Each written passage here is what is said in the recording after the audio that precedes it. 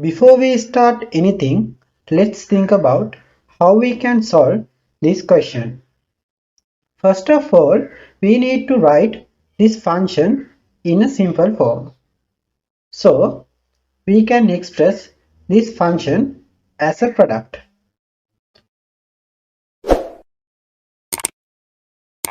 After that, we can make a substitution for e to the power of e to the power of e to the power of e to the power of e to the power of x as u.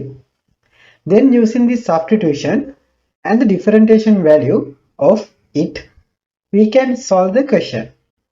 Clear? Let's jump into the question. Substitute u as this exponential value. Then differentiation with respect to x. The differentiation of u equals du over dx. It's okay. So, how to take the derivative of e to the power of function? The derivative of e to the power of fx we can write as e to the power of fx times the derivative of fx value. The derivative of fx we can write as f dash x. So, in this case, the differentiation of e to the power of e to the power of e to the power of e to the power of e to the power of x we can write as it is, and then we need to get the derivative of e to the power of e to the power of e to the power of e to the power of x.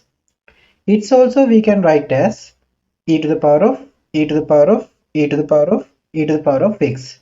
Similarly, we can differentiate function of functions value using the chain rule.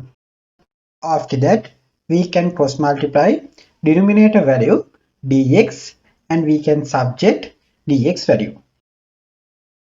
Let's move to the integration part.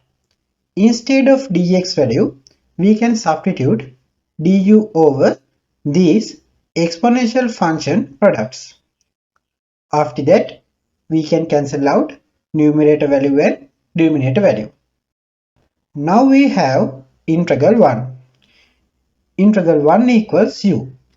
Instead of u value, we can substitute e to the power of e to the power of e to the power of e to the power of e to the power of x.